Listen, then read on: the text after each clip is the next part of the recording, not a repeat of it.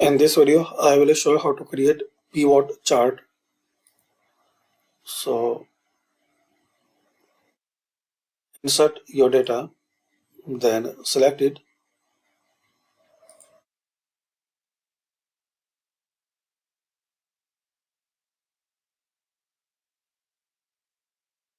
and insert, then here select pivot chart.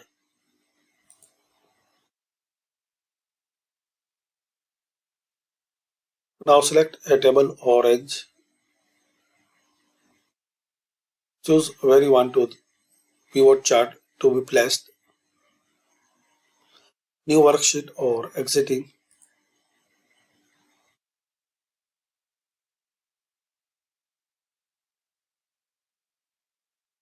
So this is the way you can create. So thanks for watching.